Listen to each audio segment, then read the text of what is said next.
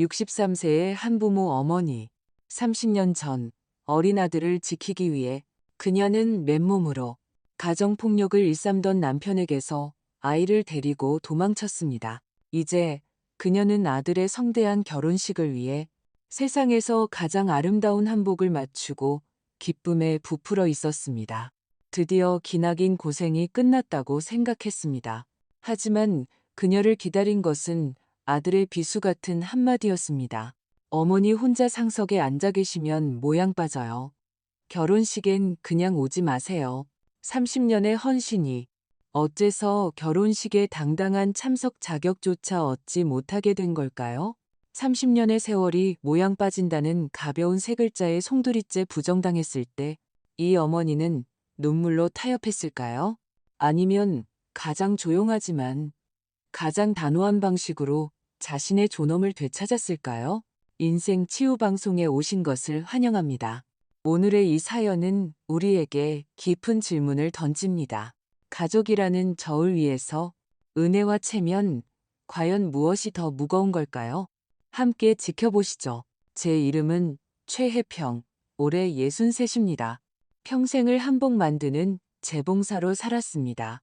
제 두 손이 만져본 옷감이 제가 먹어본 쌀보다 많을 겁니다. 하지만 지금 손에 들고 있는 이 옷감처럼 무겁고 이렇게나 마음을 뜨겁게 하는 것은 없었습니다. 여기는 인사동의 오래된 한복점입니다. 가게 안에는 늘 은은하고 기분 좋은 백단향이 감돕니다. 저는 거울 앞에 서서 제 모습을 비춰보았습니다. 몸에 걸친 짙은 녹색 한복은 제가 직접 고른 최고급 명주로 만들었습니다. 그 색은 마치 해질녘 한강의 물결처럼 고요했습니다. 옷에 수놓인 봉황도 장인 선생님께 부탁해 한 땀 한 땀 수놓은 것입니다. 너무 화려해서도 안 되지만 그렇다고 무게감을 잃어서도 안 됐습니다. 아들 결혼식에서 입을 옷이니까요. 저는 혼주이지 않습니까?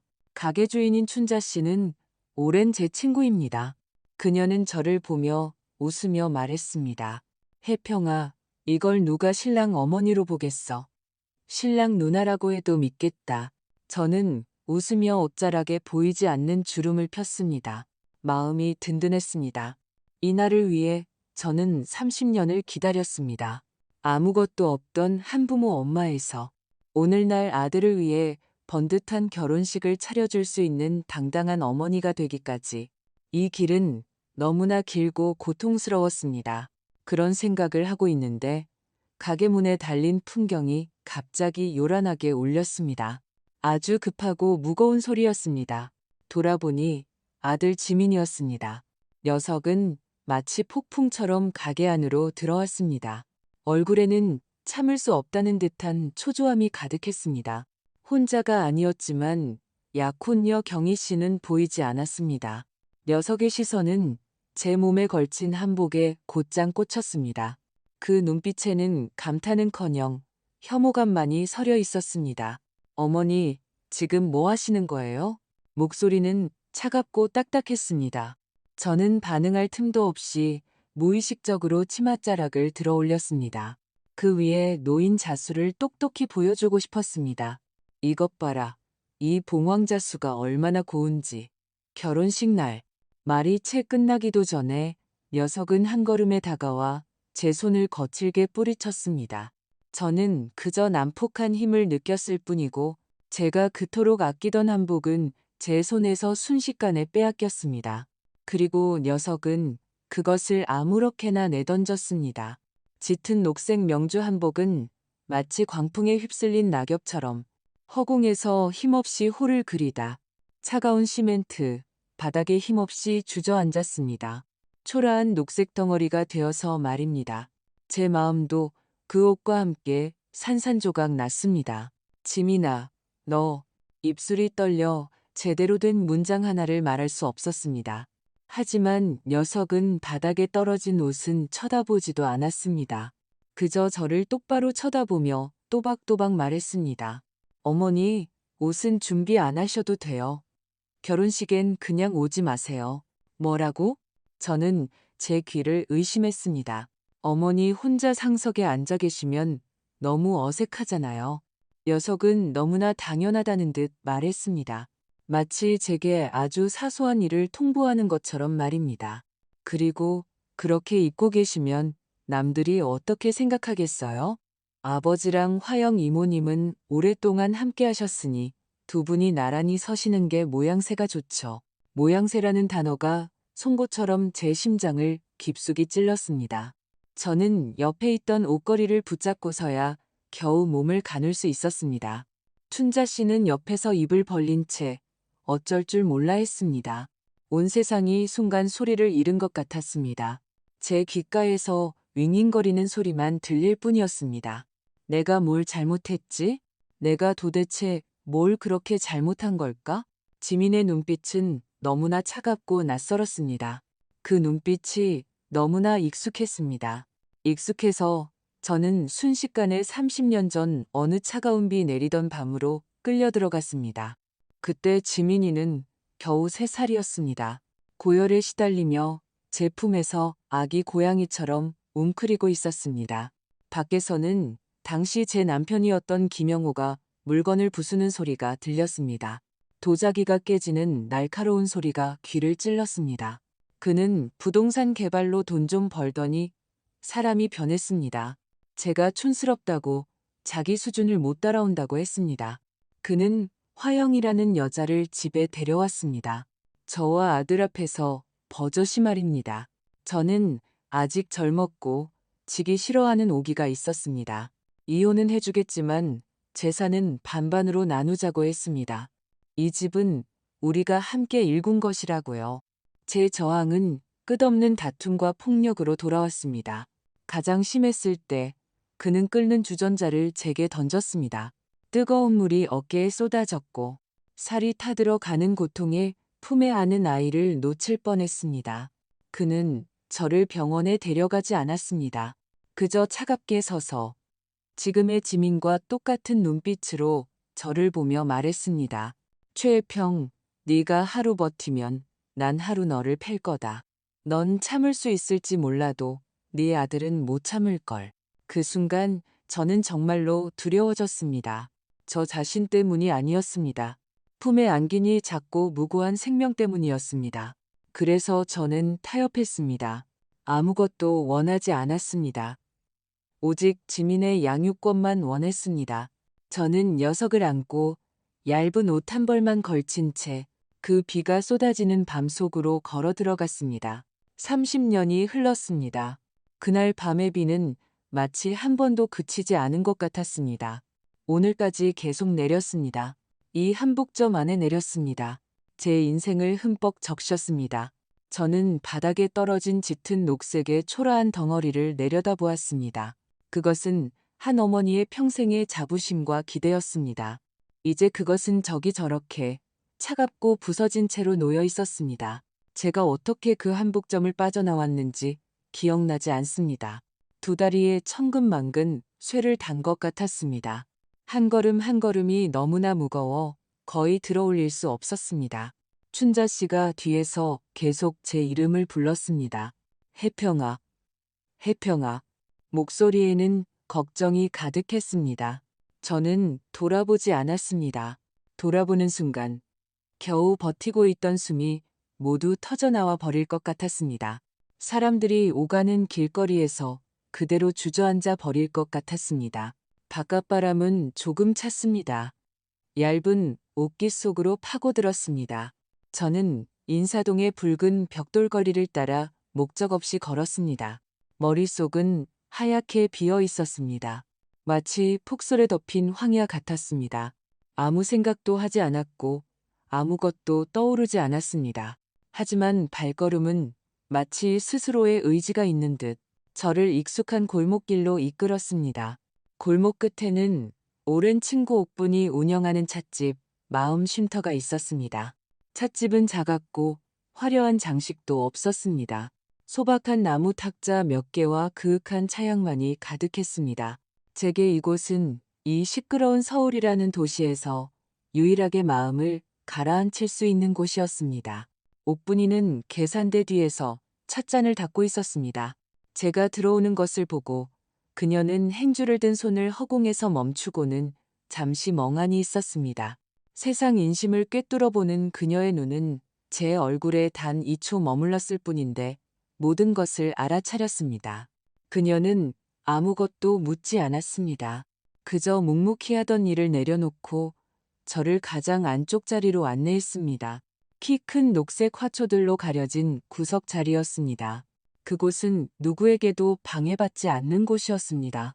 그녀는 저를 위해 오미자차를 한 주전자 내왔습니다. 이것은 제 수십 년 된 오랜 습관입니다. 올 때마다 늘 이 차만 마셨습니다. 그녀는 익숙하게 찻잔을 데우고 차를 우려냈습니다. 호박색 찬물이 자사오 주둥이에서 우아한 곡선을 그리며 작은 찻잔에 부어졌습니다. 김이 모락모락 피어오르며 그윽한 향과 함께 제 시야를 흐릿하게 만들었습니다. 하지만 저는 조금도 온기를 느낄 수 없었습니다. 제 손발은 얼음장처럼 차가웠습니다. 마음 깊은 곳에서부터 한기가 실처럼 피어올라 손끝까지 퍼져나갔습니다. 저는 그렇게 조용히 앉아 있었습니다. 찻잔 속의 차가 뜨거움에서 미지근함으로 그리고 마지막 온기마저 서서히 잃어가는 것을 지켜보면서 말입니다. 옥분도 아무 말 하지 않았습니다. 제 맞은편에 앉아 작은 향로에 단향을 피우고는 수노턴 테이블볼을 꺼내 다시 바느질을 시작했습니다. 그녀는 제 성격을 잘 압니다. 마음에 일이 있을 때는 시끄러운 것을 싫어한다는 것을요. 저 혼자 조용히 있게 해주는 것이 힘내라, 슬퍼하지 말라는 100마디 말보다 더 효과적이라는 것을요. 시간은 그렇게 1분 1초 흘러갔습니다. 마치 저 향로의 향이 소리 없이 타들어가며 희미한 향기만을 남기는 것처럼요. 찻집에는 가끔 단골 손님들이 드나들었고 옥분과 조용히 나누는 대화 소리는 아주 먼 곳에서 들려오는 것 같았습니다. 마치 두꺼운 유리벽을 사이에 둔 것처럼요. 제 세계에는 눈앞에 식어가는 차 한 잔만이 남아 있었습니다. 문득 생각이 났습니다. 지민의 결혼식을 위해 저는 한강변에서 가장 전망 좋은 호텔을 예약했습니다. 그곳의 야경이 아주 아름답다고 들었습니다. 창문마다 남산과 한강의 석양이 한눈에 보인다고 했습니다. 지민이 처음으로 약혼녀 경희 씨를 데리고 왔을 때 휴대전화 속 사진을 보여주며 눈을 반짝였습니다. 결혼식은 꼭 화려하게 해야 한다고요. 금융권에서 일하는 동료들과 상사들이 모두 올 것이니 체면을 구기면 안 된다고요. 녀석의 체면을 위해 저는 옷장 가장 깊숙한 곳에 넣어두었던 통장을 꺼냈습니다. 제 노후를 위해 준비해둔 연금이었습니다. 그 비싼 계약금을 치르기 위해서였습니다. 그날이 기억납니다. 호텔 직원이 웃으며 제게 말했습니다. 어머님, 아드님을 정말 아끼시네요. 네, 저는 녀석을 아낍니다. 제 평생은 마치 이 한 가지 일만 할 줄 아는 것 같았습니다. 가방에서 휴대전화를 꺼냈습니다.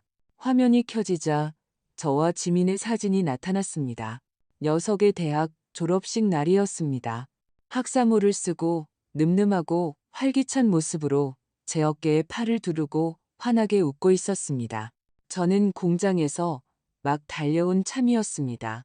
물 빠진 낡은 작업복을 입고 얼굴에는 기름기가 약간 남아 있었습니다. 저는 그때 녀석에게 작게 속삭였던 것을 기억합니다. 엄마가 옷도 못 갈아입고 와서 창피하지? 하지만 녀석은 옆에 있는 친구들에게 큰 소리로 말했습니다. 이분이 우리 엄마야. 세상에서 제일 대단한 엄마. 그때 녀석의 미소는 따뜻했습니다. 겨울의 햇살처럼 따뜻했습니다. 제 손가락이 차가운 화면 위를 미끄러졌습니다. 연락처에서 아들 결혼식 호텔이라고 저장해둔 번호를 찾았습니다. 저는 망설이지 않았습니다. 깊게 숨을 들이마시고 통화 버튼을 눌렀습니다. 전화가 연결되었습니다. 젊은 여성의 상냥한 목소리가 들려왔습니다. 네, 수변 경관 호텔입니다. 무엇을 도와드릴까요? 제 목소리는 저 자신이 놀랄 정도로 차분했습니다. 네, 안녕하세요. 최혜평이라고 합니다. 다음 달 28일 고지민 씨 결혼 연회 예약을 취소하려고요. 상대방은 분명 당황한 듯 몇 초간 멈칫했습니다. 그리고는 더욱 조심스러운 어조로 물었습니다. 최 여사님, 혹시 무슨 특별한 사정이 있으신가요? 예식일이 한 달밖에 남지 않아서 지금 취소하시면 계약서에 따라 계약금 2천만 원은 환불이 어렵습니다. 알고 있었습니다. 당연히 알고 있었죠. 그것은 제가 언젠가 병들어 움직이지 못하게 될 때 간병인을 쓰려고 모아둔 돈이었습니다. 제 남은 인생의 버팀목이었습니다. 저는 그저 담담하게 말했습니다. 알고 있습니다. 괜찮은 이 계약대로 처리해 주세요. 네, 여사님. 그럼 이쪽에서 정식으로 취소 처리해 드리겠습니다. 네, 수고하세요. 전화를 끊고 휴대전화를 가방에 다시 넣었습니다. 아주 가벼운 동작이었습니다. 마치 아주 평범한 일을 처리한 것처럼요. 그 순간 제 가슴을 짓누르던 숨막히게 하던 커다란 돌덩이가 아주 조금 옮겨진 것 같았습니다. 아주 조금이었지만 저는 분명히 다시 숨을 쉴 수 있게 된 것을 느꼈습니다. 비록 들이마신 공기는 여전히 차갑고 쓰라렸지만요. 저는 자리에서 일어났습니다. 맞은편에서 술을 놓던 옥분이 고개를 들었습니다. 저는 그녀를 향해 고개를 끄덕였습니다. 목소리가 조금 잠겨 있었습니다. 나 이제 가볼게. 조심히 가. 그녀도 그저 그렇게 대답할 뿐이었습니다. 눈빛에는 무언가를 알아차린 듯한 기색이 더해졌습니다. 저는 찻집을 나섰습니다. 서울의 겨울 초저녁 거리로 돌아왔습니다. 화려한 불빛이 켜지고 차들이 분주하게 오갔습니다. 온통 번화한 풍경이었습니다. 제가 60년 넘게 살아온 이 도시는 지금 이 순간 너무나 낯설게 보였습니다. 어디로 가야 할지 몰랐습니다. 뒤로 찻집의 나무문이 조용히 닫혔습니다. 제가 앉았던 나무 탁자 위에는 저를 위해 내어진 오미자차가 그대로 놓여 있었습니다. 차는 이미 완전히 식어 있었습니다. 그날 밤 집에 돌아와 불을 켜지 않았습니다. 저는 거실 소파에 앉아 있었습니다. 마치 영혼 없는 조각상처럼요. 창밖의 가로등 불빛이 낡은 창문을 통해 바닥에 희미한 노란빛을 드리웠습니다. 공기 중에는 낡은 냉장고의 낮은 작동음만이 들렸습니다. 얼마나 지났을까? 문 밖에서 급한 발소리가 들렸습니다.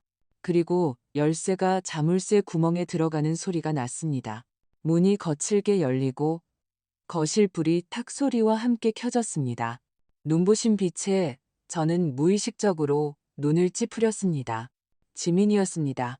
녀석의 뒤에는 단아하고 아리따운 약혼녀 경희 씨가 서 있었습니다. 지민의 얼굴은 험악했습니다. 마치 폭풍우가 오기 전에 하늘 같았습니다. 안으로 들어오자마자 손에 든 서류 가방을 현관 신발장 위에 쿵 소리가 나게 내던졌습니다. 어머니, 도대체 무슨 짓을 하신 거예요?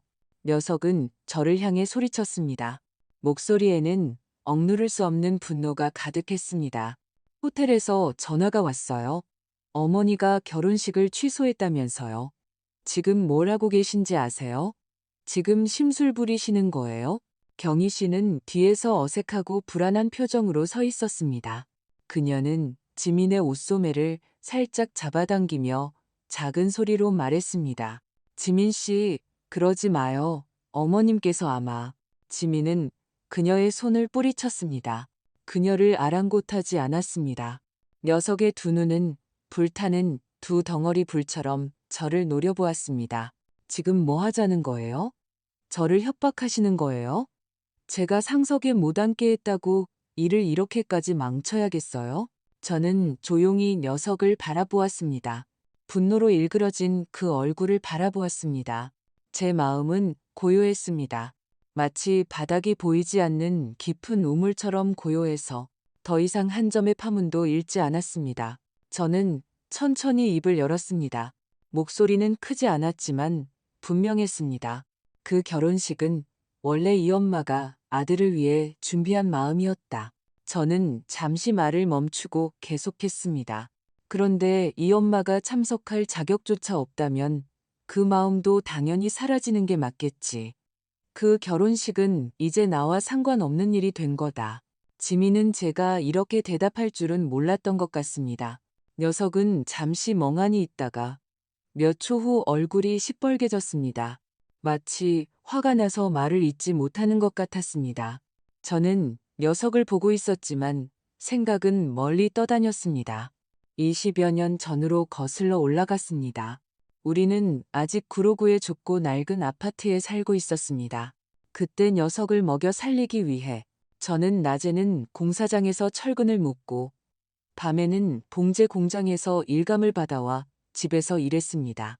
집에 있던 낡은 재봉틀은 제 유일한 친구였습니다. 수많은 기나긴 밤을 저와 함께 보냈습니다. 지민은 아직 어렸고 돌봐줄 사람이 없어서 저는 포대기로 녀석을 등에 업고 일했습니다. 녀석은 정장 제 등에 기대어 드르륵 드르륵 하는 재봉틀 소리 속에서 잠이 들곤 했습니다. 가끔 한밤중에 깨면 작은 손으로 제 옷을 꼭 붙잡 어린 목소리로 묻곤 했습니다. 엄마, 왜 앉아? 저는 늘 페달을 밟으며 부드럽게 대답했습니다. 엄마가 이 옷들 다 만들면 내일 우리 지민이 우유 사줄 돈이 생기거든. 그 시절은 고됐습니다. 너무 고돼서 깊은 밤이면 혼자 몰래 울기도 했습니다. 하지만 지민의 잠든 얼굴을 볼 때마다 어떤 고생도 감수할 만하다고 생각했습니다. 녀석이 중학교에 다닐 때 학교에서 학부모 총회가 있었습니다. 그날 저는 늦게까지 일을 서두르다 허둥지둥 학교로 달려갔습니다. 작업복도 갈아입지 못했고 머리카락에는 색색의 실밥 몇 가닥이 붙어 있었습니다. 복도에서 저는 녀석이 몇몇 친구들과 함께 서 있는 것을 보았습니다.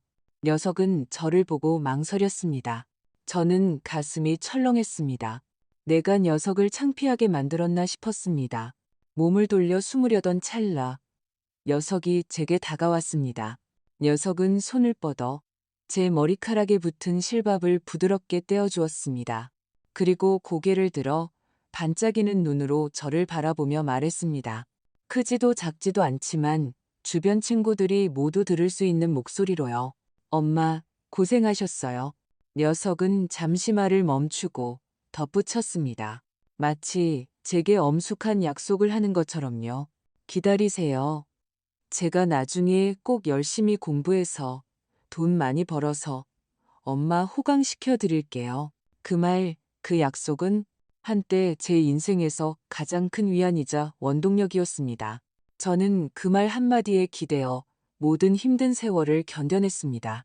엄마, 제 말 듣고 있는 거예요?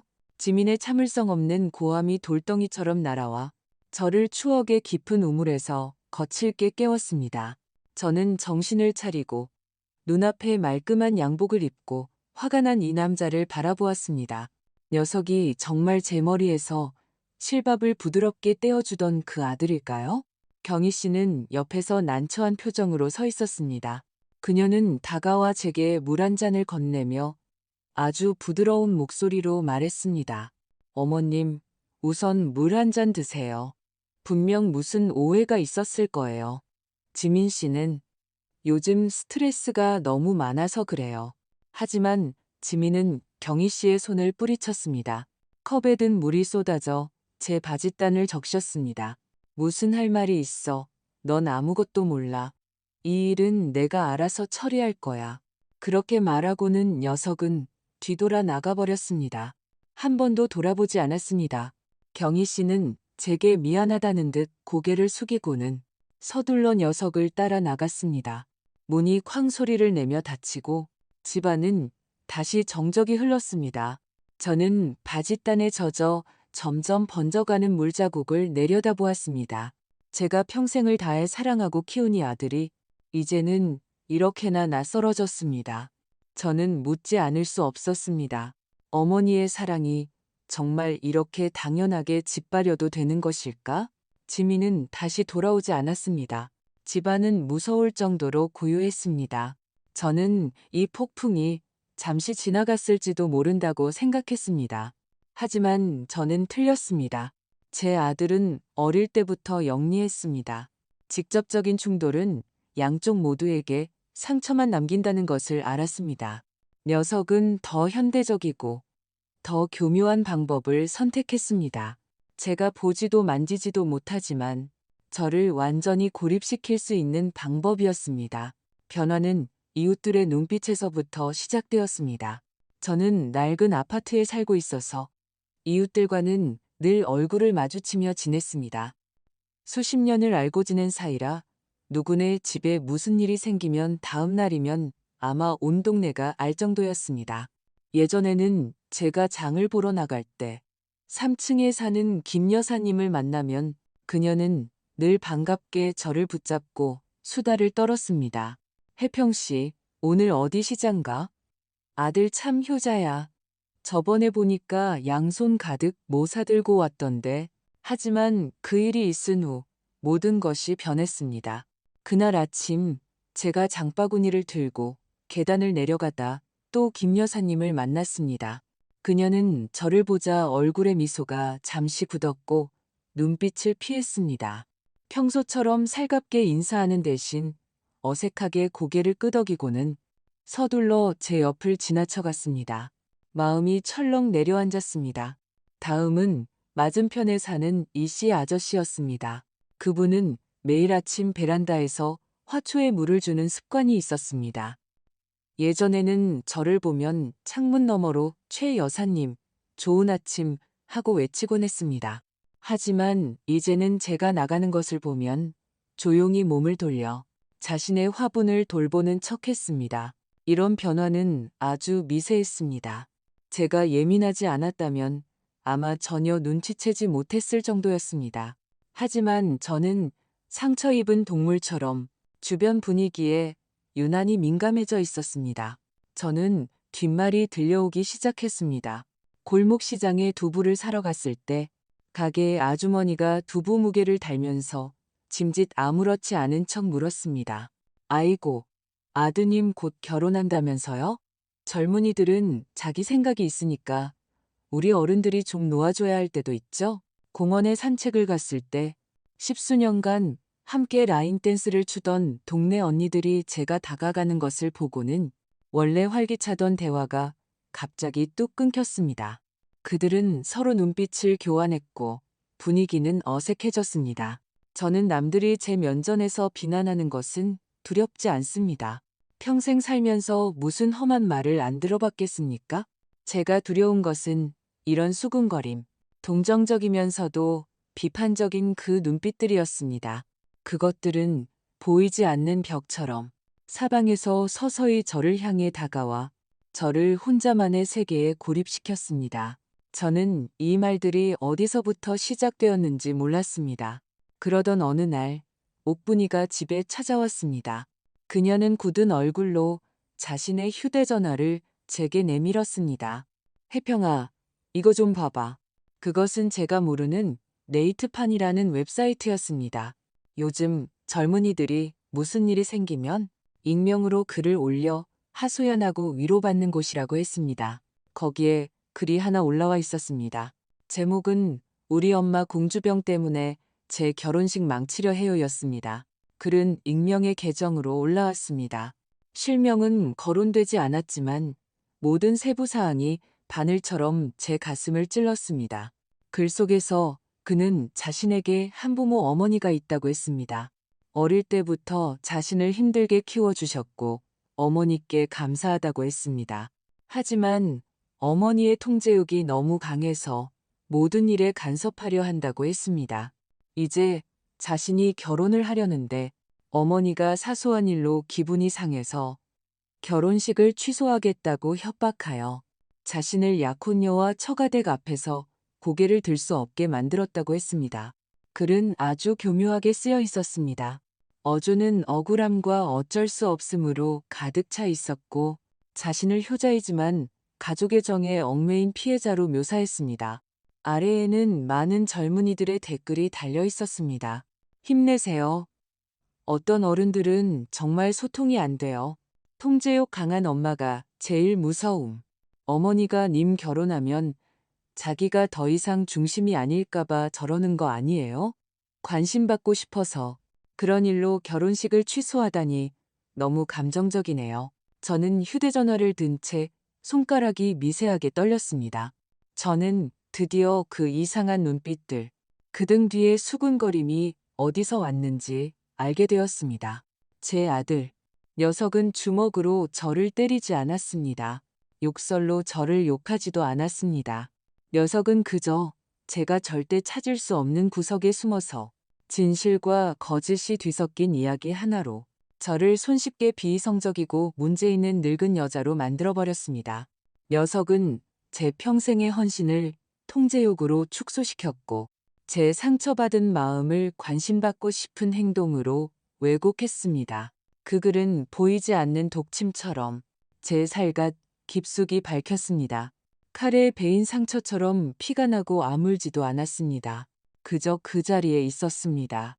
보이지는 않지만 항상 그 존재를 느낄 수 있었습니다. 건드리기만 해도 뼛속까지 아팠습니다. 그 후로 밤마다 저는 완전히 잠을 이룰 수 없었습니다. 지민이 했던 말들, 인터넷의 그 익명의 댓글들이 마치 쫓아낼 수 없는 모기떼처럼 귓가에서 윙윙거리며 떠나지 않았습니다. 통제욕, 공주병, 감정적, 관심병. 저는 60평생을 살면서 이런 단어들이 저와 관련될 것이라고는 한 번도 생각해 본 적이 없었습니다. 제 인생은 늘 다른 사람을 위해 살아왔습니다. 아들을 위해, 생계를 위해. 언제 제가 제 자신을 위해 존재한 적이 있었던가요? 저는 뒤척이며 마음이 고양이가 가지고 논 털실 뭉치처럼 엉망이 되었습니다. 실마리를 찾을 수도 정리할 수도 없었습니다. 저는 어둠 속에서 몇 번이고 제 자신에게 물었습니다. 최혜평, 너는 정말 그런 사람이니? 너의 사랑은 정말 부담이었니? 너의 관심은 정말 그의 인생을 통제하고 싶었던 것뿐이니? 결국 저는 잠과의 싸움을 포기했습니다. 조용히 일어나 거실로 나갔습니다. 텔레비전 장식장 맨 아래 칸에 놓여 얇은 먼지가 쌓인 오동나무 상자를 열었습니다. 상자를 열자 익숙하고 차분한 나무향이 피어올랐습니다. 상자 안에는 금은보화도 부동산 등기 서류도 없었습니다. 오직 제가 수년간 유일하게 그리고 가장 소중하게 간직해온 것만이 있었습니다. 몇 권의 두꺼운 낡은 앨범이었습니다. 저는 그것들을 하나하나 꺼냈습니다. 마치 세상에 다시 없는 보물을 다루는 것처럼요. 저는 거실 바닥에 앉아 창밖으로 들어오는 희미한 불빛에 의지해 첫 번째 앨범을 조심스럽게 펼쳤습니다. 앨범 첫 장에는 이미 빛이 바랜 흑백 사진이 붙어 있었습니다. 사진 속에는 아직 앳된 얼굴의 젊은 여자가 수줍게 웃고 있었습니다. 그녀의 등에는 할머니 꽃무늬 포대기로 곤히 잠든 아기가 엎여 있었습니다. 여자의 눈썹 사이에는 피로가 감춰져 있었지만 카메라를 향한 눈빛은 밝고 미래에 대한 기대로 가득 차 있었습니다. 그것은 저와 갓돌이 지난 지민이었습니다. 그때는 김영호가 막 우리를 떠났을 때였습니다.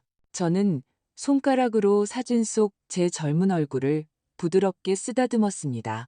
그때의 저는 참 어리석었습니다. 스스로 노력하기만 하면 아들에게 완전한 세상을 줄 수 있다고 믿을 만큼 어리석었습니다. 저는 한 장 한 장 조용히 넘겨보았습니다. 시간도 마치 이 사진들을 따라 과거로 돌아가는 것 같았습니다. 한 장은 제가 이미 걸을 줄 아는 지민을 업고 옷감이 가득 쌓인 봉제 하청, 공장 문 앞에 서 있는 사진이었습니다. 그날 서울의 여름은 찜통처럼 더웠던 것으로 기억합니다. 저는 돈을 더 벌기 위해 옷감을 한 보따리 받아왔습니다. 지민이 혼자 집에 있으려 하지 않아서 어쩔 수 없이 업고 갔습니다. 녀석의 작은 머리가 제 어깨에 기대어 있었고 땀이 제 옷을 흠뻑 적셨습니다. 하지만 녀석은 착하게도 울지도 떼쓰지도 않고 그저 이 시끄러운 세상을 호기심 어린 눈으로 바라볼 뿐이었습니다. 또 다른 한 장은 신림동의 작고 비좁은 겨우 5평 남짓한 옥탑방에서 찍은 것이었습니다. 방은 아주 작아서 여름에는 사람을 구워버릴 듯 덥고 겨울에는 뼛속까지 시렸습니다. 사진 속 지민은 나무 상자 몇 개로 만든 작은 책상에 엎드려 희미한 등불 아래에서 고개를 갸웃거리며 열심히 숙제를 하고 있었습니다. 그리고 저는 바로 옆바닥에 앉아 같은 등불 빛에 의지해 머리를 숙이고 낡은 재봉틀을 밟고 있었습니다. 그 재봉틀은 제가 할부로 전당포에서 돈을 빌려 산 것이었습니다. 우리 모자를 먹여 살린 전부였습니다. 재봉틀에 드르륵 드르륵 하는 소리가 우리 모자의 그 시절 유일한 배경음악이었던 것을 아직도 기억합니다. 넘기다 보니 제 손가락이 선명한 색상의 단체 사진 위에서 멈췄습니다. 지민의 대학 졸업식 날 교문 앞에서 찍은 사진이었습니다. 사진 속 녀석은 빳빳한 검은 학사 가운을 입고 사각모를 쓰고 있었습니다. 키가 크고 마른 연기 넘치는 모습이었습니다. 한 손에는 금박 졸업장을, 다른 한 손으로는 제 어깨를 다정하게 감싸고 있었습니다. 얼굴에는 제가 오랫동안 보지 못했던 찬란한 미소가 걸려 있었습니다. 그날 저는 부천의 봉제 공장에서 퇴근했습니다.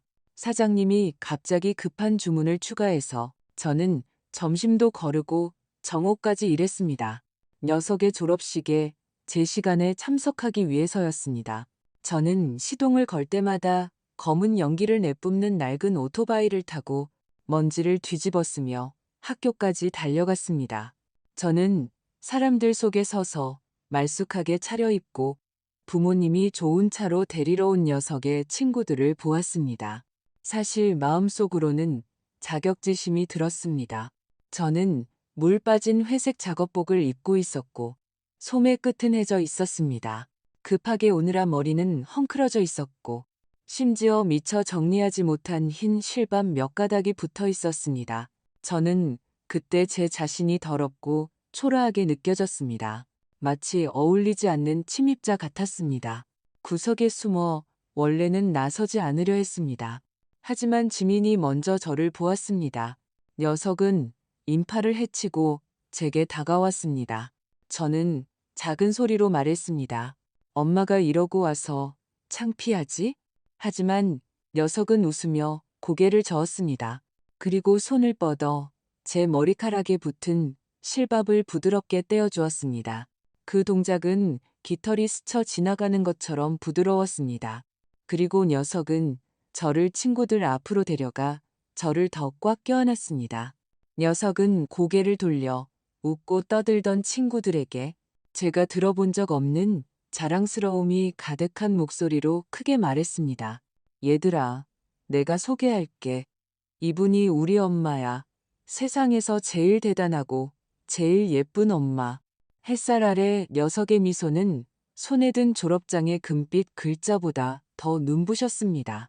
그때의 그 아들, 저를 세상의 전부로 여기던 그 아들, 저를 자랑스러워하던 그 아들은 지금 어디에 있는 걸까요? 눈물이 마침내 끊어진 진주 목걸이처럼 더 이상 참을 수 없이 흘러내렸습니다. 한 방울 한 방울 낡은 사진 위에 떨어져 세월의 흔적을 번지게 했습니다. 저는 그 두꺼운 앨범을 끌어안고 새벽이 오기 전 가장 깊은 어둠 속에서 혼자 소리 없이 울었습니다. 제 억울함 때문에 운 것이 아니었습니다. 지난 세월의 고생 때문에 운 것도 아니었습니다. 그 고생은 이미 익숙해졌습니다. 저는 한때 착하고 따뜻했던 제 아들이 사라진 것을 슬퍼하며 울었습니다. 체면을 따지고 겉모습을 중시하는 이 세상에 삼켜져 버린 것을요. 눈물이 모두 마르고 가슴에 시큼함만 남을 때까지 운 뒤에 저는 천천히 고개를 들었습니다. 아니, 더 이상 이렇게 있을 수는 없어. 가난은 견딜 수 있다. 외로움도 견딜 수 있다. 주변의 모든 이상한 시선도 견딜 수 있다.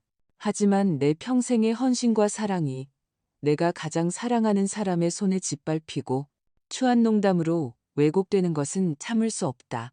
거짓말이 다른 사람들 눈에는 유일한 진실이 되게 할 수는 없다. 복수는 필요 없다. 그건 너무 추하다. 나는 그저 나 자신을 위해, 한때 아들을 업고 공장을 누비던 젊은 엄마를 위해, 졸업식에서 아들이 자랑스럽게 소개했던 어머니를 위해 가장 기본적인 존엄을 되찾아야 한다. 나의 진짜 인생을 되찾아야 한다. 저는 일어섰습니다. 손등으로 얼굴에 눈물 자국을 힘껏 닦았습니다. 제 마음속에 하나의 결정이 섰습니다.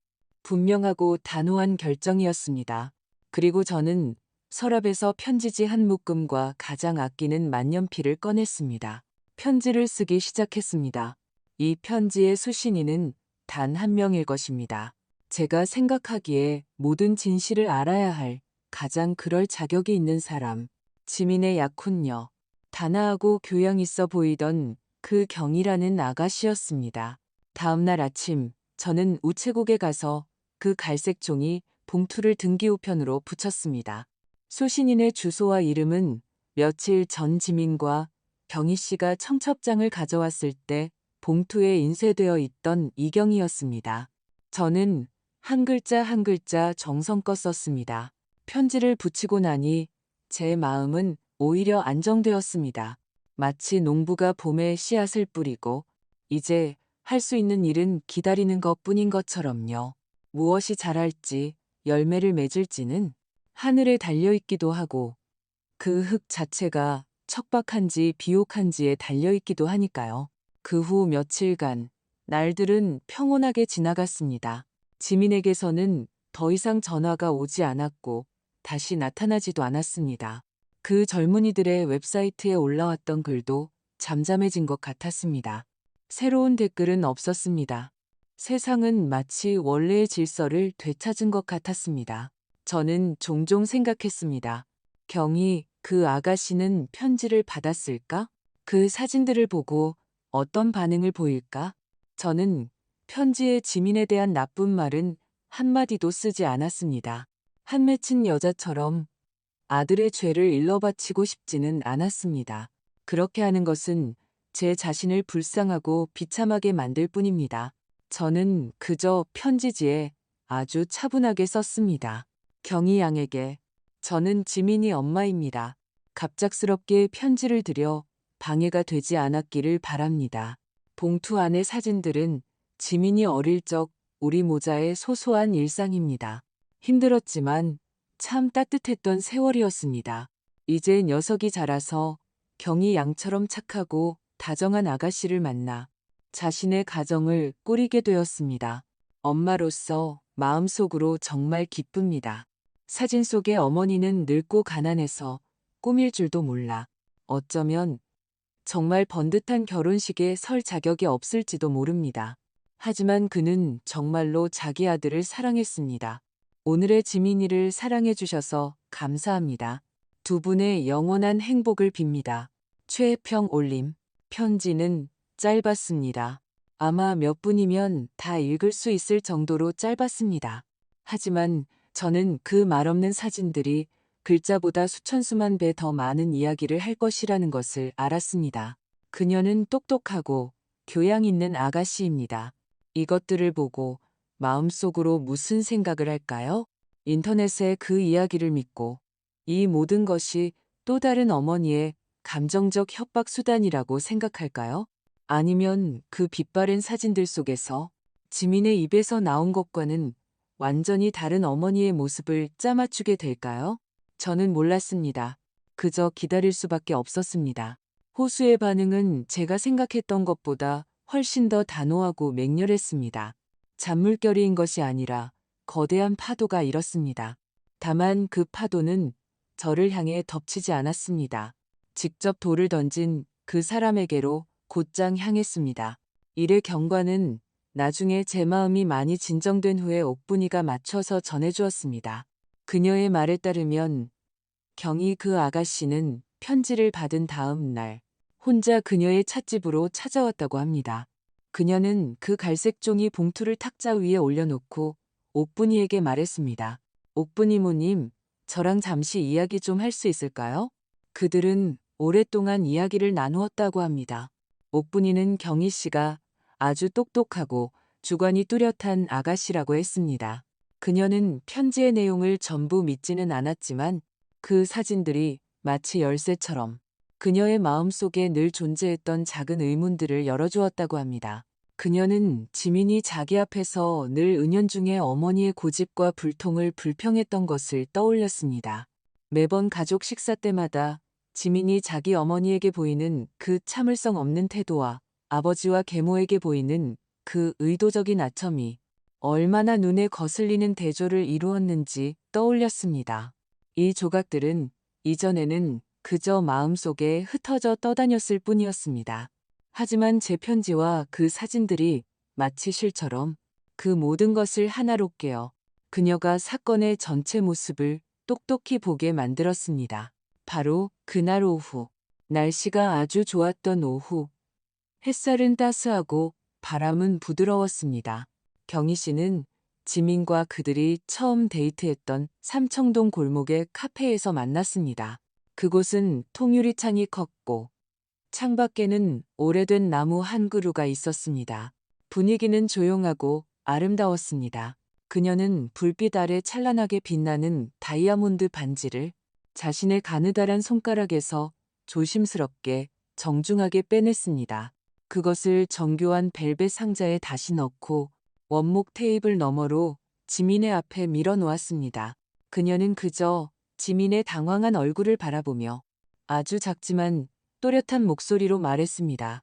지민 씨, 반지는 약속과 미래를 상징해요. 하지만 그 미래는 반드시 존중과 정직 위에 세워져야 해요. 한 남자가 자신을 낳고 길러준 어머니조차 존중하고 감사할 줄 모른다면 앞으로 평생을 함께할 아내를 소중히 여길 리도 없겠죠.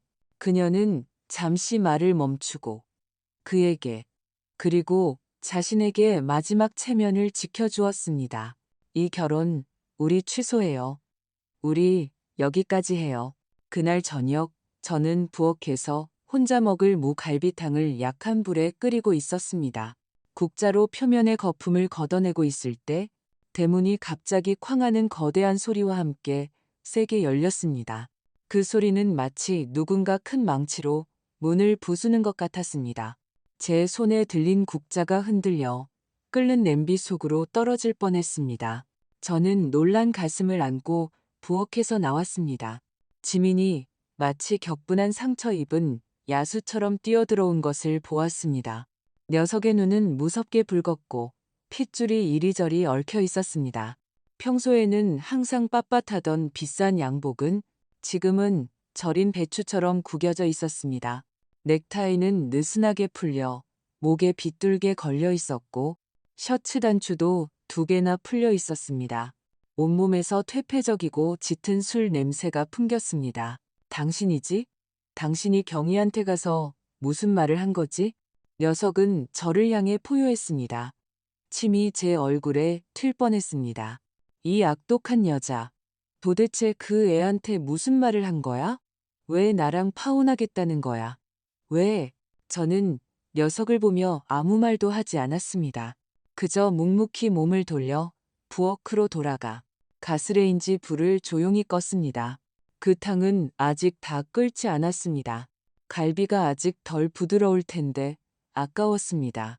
제 침묵, 제 평온함은 분명 녀석을 더욱 격분시켰습니다. 내 결혼식을 망쳤어. 당신이 친아들의 행복을 직접 망쳤다고. 이제 만족해? 기분 좋아? 녀석은 제 어깨를 2손으로 붙잡고 미친 사람처럼 저를 세게 흔들었습니다. 왜 그랬어? 내가 몇 마디 했다고.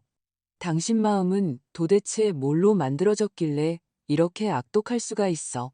악독하다는 말. 제가 고생하며 혼자 키운 아들의 입에서 나온 그 말이 듣기에는 이렇게나 아무렇지도 않았습니다. 정말 이상했습니다. 제 마음은 하나도 아프지 않았습니다. 저는 분노와 술과 절망으로 완전히 일그러진 그 얼굴을 보았습니다. 저는 녀석을 보았습니다. 마치 저와 아무 상관없는 낯선 사람을 보는 것처럼요. 거리에서 허공에 대고 행패를 부리는 낯선 사람처럼요. 제 마음속에는 분노도 슬픔도 어떤 동요도 없었습니다. 오직 텅 빈, 거의 잔인할 정도의 평온함만이 남아 있었습니다.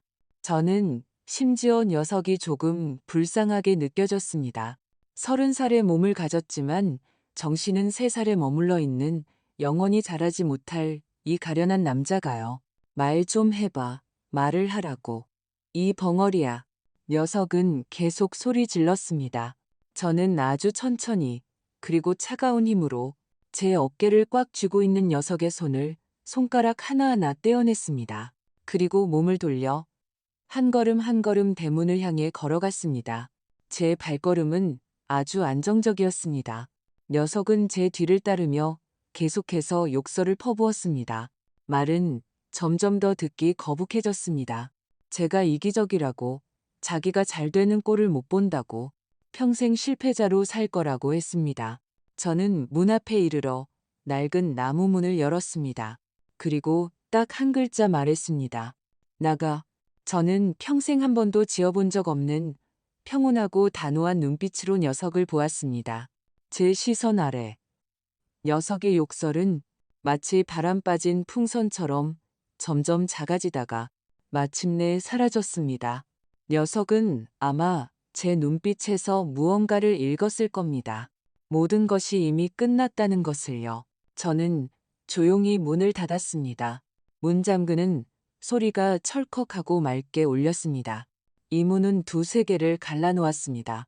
문 밖은 녀석의 히스테리와 절망과 분노의 세계, 문 안은 제가 이 인생의 큰 변화를 겪은 후 남아있는 유일한 그리고 마지막 평온과 존엄의 세계였습니다. 때로는 놓아주는 것이 사실은 이루어주는 것이기도 합니다. 녀석이 자신이 져야 할 책임을 마주하도록 이루어주고 저 자신이 이미 썩어버린 관계에서 벗어나도록 이루어주는 것입니다.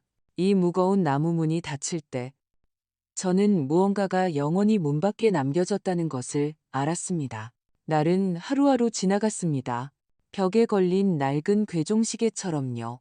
시계바늘은 똑딱똑딱 소리를 내며 빠르지도 느리지도 않게 움직였습니다. 옥분이는 제가 혼자 쓸데없는 생각에 빠질까봐 자주 집에 찾아왔습니다. 어떨 때는 갓 쪄낸 하얗고 통통한 백설기를, 어떨 때는 시장에서 사온 신선한 토마토 한 봉지를 들고 왔습니다. 그녀는 지민에 대한 이야기는 절대 꺼내지 않았습니다. 우리는 그저 함께 차를 마시며 사소한 잡담을 나누었습니다. 오늘의 채소 가격에 대해, 옆 골목 국수집 사장님이 또 아내와 싸웠다는 이야기에 대해, 어느 날 그녀는 구석에 먼지 덮개를 씌워놓은 제 낡은 재봉틀을 보며 문득 말했습니다. 혜평아, 너 손재주가 참 좋은데 은퇴하긴 너무 아깝다. 주민센터에서 요즘 조각보 가방 만드는 반이 열렸는데 일본에서 선생님 모셔왔대. 한번 가볼 생각 없어? 저는 원래 거절하려 했습니다. 나이 들어서 눈도 침침하고 더 이상 그 바느질 일은 하고 싶지 않다고 했습니다. 하지만 옥분이는 그저 웃으며 말했습니다. 가서 구경이라도 해봐. 친구 사귄다 생각하고. 그녀의 성화에 못 이겨 저는 그곳에 갔습니다. 뜻밖에도 그곳에 간 것은 제 인생의 또 다른 굳게 닫힌 창문을 열어주었습니다. 그 작은 교실에서 저는 저와 비슷한 나이의 언니들을 만났습니다. 그들 중에는 은퇴한 교사도 있었고 가정주부도 있었고 저처럼 남에게 말 못할 사연을 가진 사람도 있었습니다. 우리는 함께 모여 바느질을 하며 이런저런 이야기를 나누었습니다. 자식 이야기, 과거 이야기, 미래 이야기를요. 그 조각난 천 조각들과 따뜻한 오후의 햇살 속에서 제 마음에 이미 딱지가 앉은 상처들이 저도 모르는 사이에 서서히 아물어가는 것 같았습니다. 저는 다시 바늘과 실을 잡기 시작했습니다. 거실에 잡동사니를 쌓아두던 구석을 다시 정리하고 제 낡은 재봉틀을 꺼내 깨끗하게 닦고 기름칠을 했습니다. 그 익숙한 드르륵 드르륵 소리가 다시 울려 퍼졌을 때 저는 제가 이 소리를 얼마나 그리워했는지 비로소 깨달았습니다. 저는 더 이상 생계를 위해 재봉을 하지 않았습니다. 저 자신을 위해서였습니다. 저는 동네 이웃들의 바짓단을 줄여주거나 지퍼를 갈아주기 시작했습니다. 김 여사님은 딸의 촌스러운 낡은 원피스를 가져왔고 제 손재주로 멋진 조끼 원피스로 바꿔주었더니 그녀는 입이 귀에 걸릴 정도로 좋아했습니다. 이씨 아저씨의 손자가 졸업식에 참석해야 하는데 양복 바지가 너무 길어서 제가 멋지게 몸에 맞게 고쳐주었습니다. 제 작은 거실은 서서히 동네의 해평의 작업실이 되었습니다. 사람들은 옷을 가져오면서 과일이나 간식을 함께 가져왔고 앉아서 저와 잠시 이야기를 나누고 갔습니다. 집안에 다시 사람의 온기가 돌기 시작했습니다. 제 삶에 드라마틱한 변화는 없었습니다. 드라마에서처럼 갑자기 성공적인 사업을 시작하거나 세계 일주를 한 것도 아니었습니다. 제 삶은 그저 가장 단순하고 소박한 모습으로 돌아갔습니다. 새벽 시장의 신선한 채소와 과일, 오후 햇살 아래 재봉틀의 규칙적인 소리, 저녁 무렵 친구들과 공원에서 산책하며 나누는 소소한 이야기. 이런 삶은 작고 조용했지만 제 마음은 가득 찼습니다. 더 이상 어떤 원망도 담을 수 없을 만큼 가득 찼습니다. 지민에 대한 소식은 가끔 먼 친척들의 입을 통해 드문드문 들려올 뿐이었습니다. 듣자 하니 금융권의 고액 연봉 직장을 그만두었다고 합니다. 듣자 하니 아무도 모르는 곳으로 이사했다고 합니다. 듣자 하니 그다지 잘 지내지는 못하는 것 같다고 합니다. 저는 그 이야기를 들으며 마음속에 어떤 파문도 일지 않았습니다. 마치 저와 상관없는 낯선 사람의 이야기를 듣는 것 같았습니다. 저는 더 묻지도 알아보지도 않았습니다. 그것은 모두 녀석 자신의 인생이라는 것을 알았기 때문입니다. 스스로 걸어가고 스스로 감당해야 할 길이었습니다. 그리고 저에게도 저만의 새로운 인생이 생겼습니다. 비록 조금 늦게 찾아왔지만 다행히 아직 늦지 않았습니다. 저는 제 인생이 이렇게 평온하게 끝을 향해 갈 것이라고 생각했습니다. 하지만 과거는 때로는 물밑에 잠복한 압류처럼 가장 방심하고 있을 때 조용히 당신을 휘감아 버리기도 합니다. 그날 오후 저는 집에서 막 수선이 끝난 셔츠를 다림질하고 있었습니다. 전화가 울렸습니다. 모르는 번호였습니다. 전화를 받으니 저쪽에서 먼 친척의 어색한 목소리가 들려왔습니다. 우리는 평소에 거의 연락하지 않는 사이였습니다. 보통 이렇게 연락이 뜸한 친척이 갑자기 전화를 걸어오는 것은 돈을 빌리려 하거나 집안의 경조사를 알리려는 것이었습니다. 이번에는 후자였습니다. 하지만 좋은 일은 아니었습니다. 그는 몇 바퀴를 돌려 말하다가 마침내 더듬거리며 말했습니다. 저기, 혜평씨. 영호가 요즘 몸이 안 좋다고 해서 병원에 입원했어. 영호, 김영호. 이 이름을 듣자 다리미를 든 제 손이 허공에서 잠시 멈췄습니다. 이 이름은 거의 30년 동안 제 삶에 나타나지 않았습니다. 마치 전생의 일처럼 아득했습니다. 친척은 전화기 너머로 계속 말했습니다. 그는 영호가 몇 년 전 사업에 실패하고 나중에는 그 화영이라는 여자에게 마지막 남은 재산마저 사기당하고 그 여자도 도망갔다고 했습니다. 지금 그는 혼자 중풍으로 병원에 누워 있는데 곁에서 돌봐줄 사람 하나 없다고 했습니다.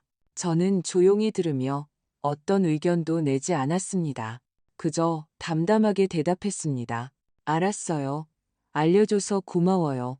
저는 그 남자에 대해 사랑도 미움도 없었습니다. 제게 그는 그저 하나의 이름일 뿐이었습니다. 한때 제 삶에 나타났다가 나중에 사라진 이름. 그의 처지에 대해 저는 마음속에 어떤 동요도 느끼지 않았습니다. 저는 이 일이 이렇게 지나갈 것이라고 생각했습니다. 뜻밖에도 며칠 후 저녁, 저희 집 초인종이 울렸습니다.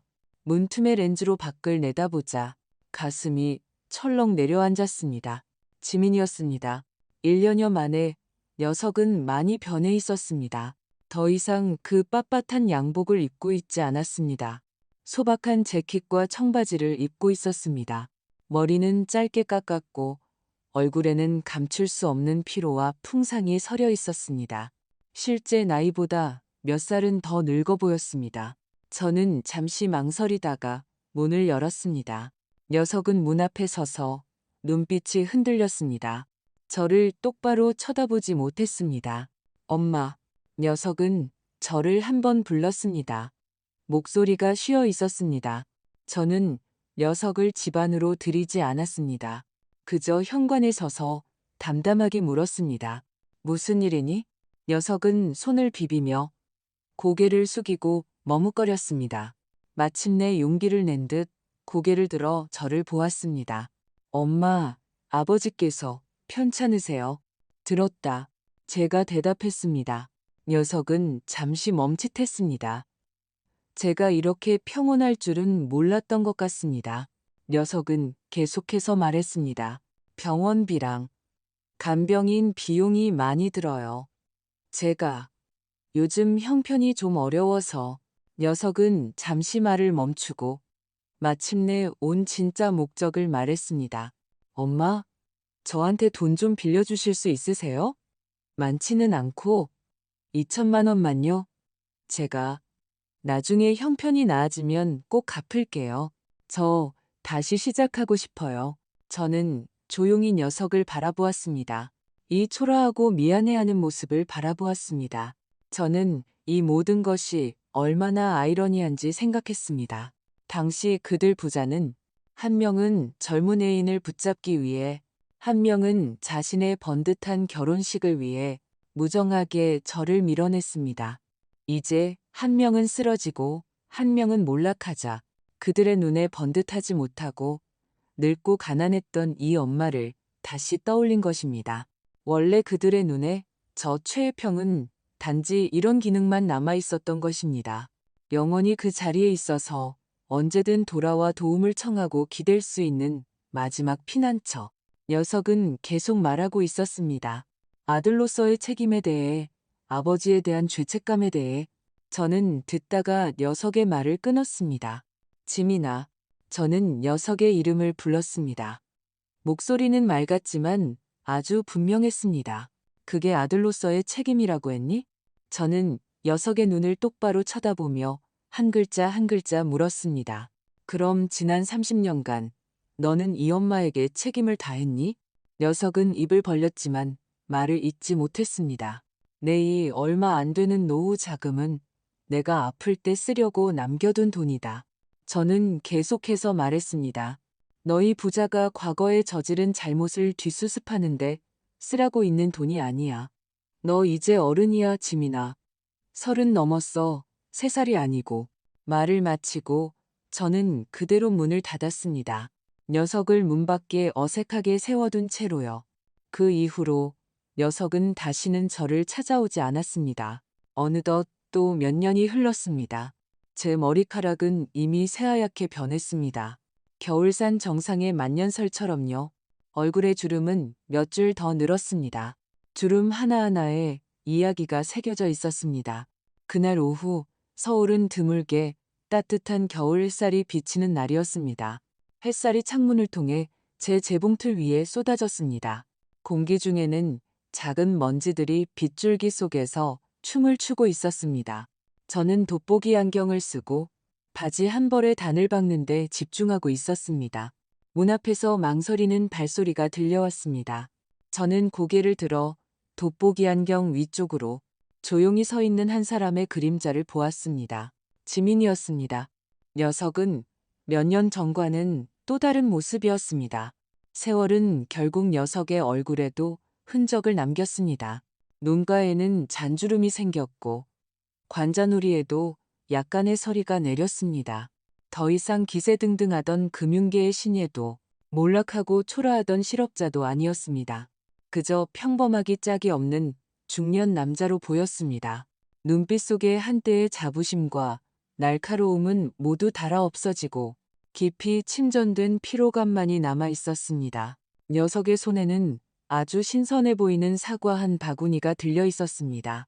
녀석은 들어오지 않고 그저 문 앞에 서서 조금 메마른 목소리로 물었습니다. 엄마, 바쁘세요? 저는 하던 일을 멈추고 안경을 벗었습니다. 들어와 앉아라. 제가 말했습니다. 녀석은 마치 특별 사면이라도 받은 것처럼 조심스럽게 안으로 들어와 그 사과 바구니를 거실 탁자 위에 조용히 내려놓았습니다. 저는 녀석에게 지난 몇 년간 어떻게 지냈는지 묻지 않았습니다. 아버지의 건강은 어떠신지도 묻지 않았습니다. 녀석도 입을 열어 무언가를 말하지 않았습니다. 그저 그 작은 소파에 조용히 앉아 저를 바라보았습니다. 제가 다시 안경을 쓰고 바늘과 실을 들고 마치지 못한 일을 계속하는 것을요. 햇살이 우리 모자 사이에 길고 조용한 빛에 그림자를 드리웠습니다. 얼마나 지났을까? 녀석이 오늘 그저 이렇게 조용히 앉아 있다가 갈 것이라고 생각할 때쯤 녀석은 갑자기 아주 낮고 잠긴 목소리로 입을 열었습니다. 엄마, 죄송해요. 제가 잘못했어요. 제 손이 잠시 멈췄습니다. 재봉틀 소리도 함께 멈췄습니다. 집안은 다시 극도의 정적이 흘렀습니다. 저는 돌아보지도 대답하지도 않았습니다. 그저 묵묵히 일어나 부엌으로 가서 찬장에서 깨끗한 컵을 하나 꺼내 녀석에게 따뜻한 차 한 잔을 타주었습니다. 김이 모락모락 나는 그 찻잔을 녀석 앞에 탁자 위에 조용히 내려놓았습니다. 녀석은 더 이상 아무 말도 하지 않았습니다. 잠시 더 앉아 있다가 일어나 묵묵히 떠났습니다. 저는 용서한다고 말하지 않았습니다. 그 너무 늦어버린 사과가 저에게 하는 말이라기보다는 녀석 스스로의 그 황당했던 과거에 대한 작별 인사라는 것을 알았기 때문입니다. 그리고 저는 이미 오래전에 용서했습니다. 하지만 녀석을 용서한 것이 아니었습니다. 저는 수많은 밤아들의 약속을 믿고 이를 악물고 버텼던 젊었던 제 자신을 용서했습니다. 저는 한때 진실했지만 맹목적이었던 제 사랑을 용서했습니다. 사랑은 잘못이 없습니다. 하지만 사랑하다가 자기 자신을 잃어버리는 것은 잘못입니다. 최혜평 여사의 이 경험은 많은 분들의 마음을 오랫동안 가라앉히지 못하게 할 것이라 믿습니다. 한 벌에 짙은 녹색 한복. 그것은 한 어머니의 30년의 기대와 자부심을 담고 있었습니다. 하지만 아들의 모양 빠진다는 냉혹한 한마디의 땅에 내동댕이 쳐졌습니다. 그 이면에 얽힌 가족의 정, 자존심, 배신, 그리고 화해. 모든 과정이 우리에게 깊은 생각을 하게 만듭니다. 아들 지민의 행동에 대해 여러분은 어떻게 생각하시나요? 그가 단지 결혼식의 체면 때문에 그랬을까요? 아니면 아버지와 계모의 영향 아래 이미 고생한 어머니에 대한 혐오감이 생겼던 걸까요? 그 익명의 인터넷 게시글은 철없는 젊은이의 불평이었을까요? 아니면 악독한 신종 감정 폭력이었을까요? 그리고 해평 어머님, 그녀는 마지막의 싸움이 아닌 한 통의 편지로 문제를 해결하는 방법을 선택했습니다. 여러분은 그녀의 방식에 동의하시나요? 결국 몰락하여 도움을 청하는 아들을 마주했을 때 그녀는 거절을 선택했습니다. 여러분은 이것이 냉혹하고 무정한 것이라고 생각하시나요? 아니면 더 이상 상처받지 않기 위한 필요한 자기보호였을까요? 현대 사회에서 체면과 실리의 줄다리기는 종종 가족 관계를 복잡하고 취약하게 만듭니다. 저희는 여러분의 목소리를 간절히 듣고 싶습니다. 여러분은 가족 사이의 진정한 체면이란 무엇이라고 생각하시나요? 아래 댓글란에 여러분의 생각과 느낌을 남겨주세요. 여러분의 모든 의견이 비슷한 어려움을 겪고 있는 가정에 한 줄기 빛이 될 수 있습니다. 만약 여러분도 이 실제 사례에서 무언가를 느끼셨다면 저희 방송을 구독해 주시고 이 깊은 생각에 잠기게 하는 경험을 공유해 주세요. 더 많은 사람들이 가족의 진정한 가치를 되돌아볼 수 있도록 말입니다. 댓글란에서 여러분과 깊이 있는 소통을 기대하겠습니다.